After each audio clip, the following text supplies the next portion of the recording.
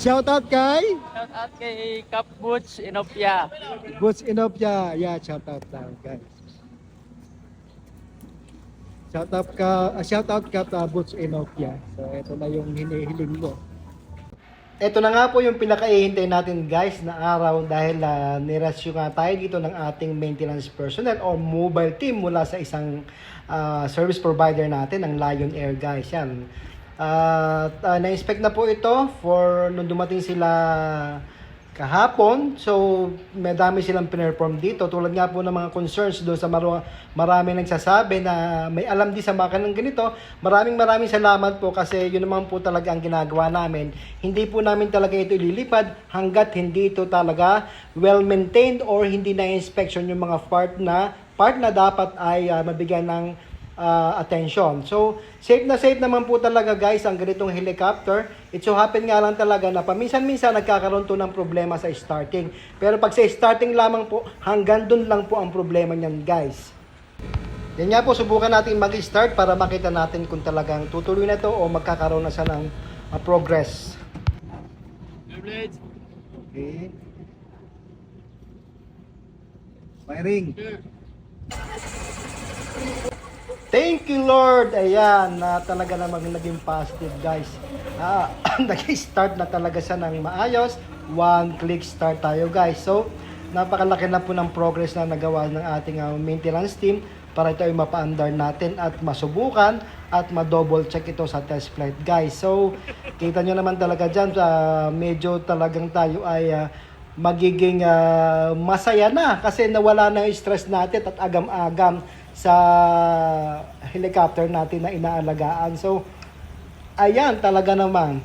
Ang ganda ng ngiti ng inyong kasimangisa dahil for the very first time ay umokay na siya at talaga namang maganda ang kinalabasan sa inspection.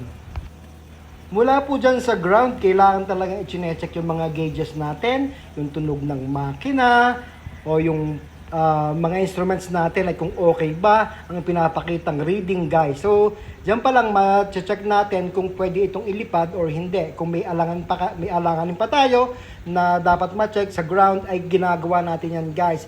Hindi po tayo basta-basta lilipad nang hindi tayo sigurado. Yun naman po talaga ang procedure dyan. At doon sa ating mga bashers na walang alam. Mga professionals po lahat na gumagalaw dito mula sa mekaniko natin, piloto.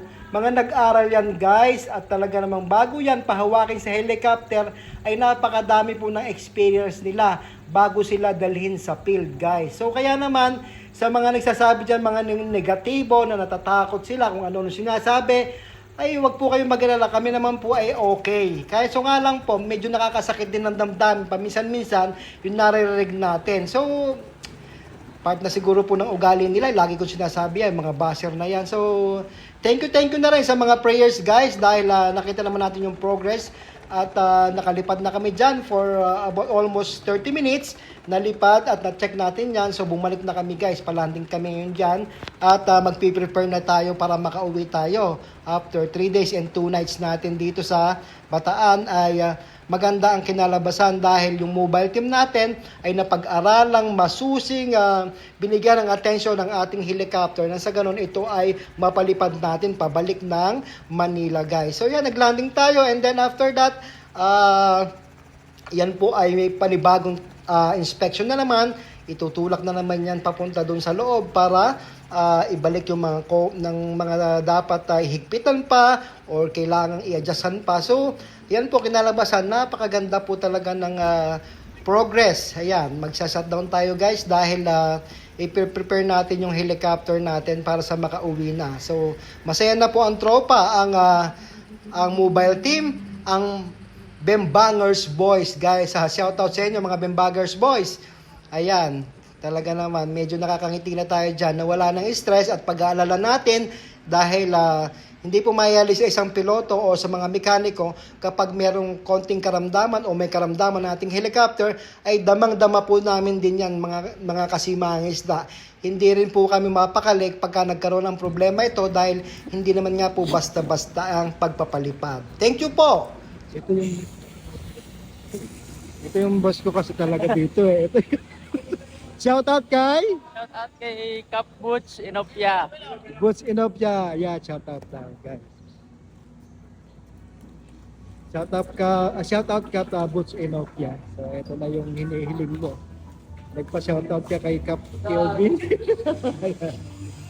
Good morning, good morning. May progress na. Malapit-lapit na to. May start na natin. Ayan, tas mo ulit guys. Thank you Lord. May progress na.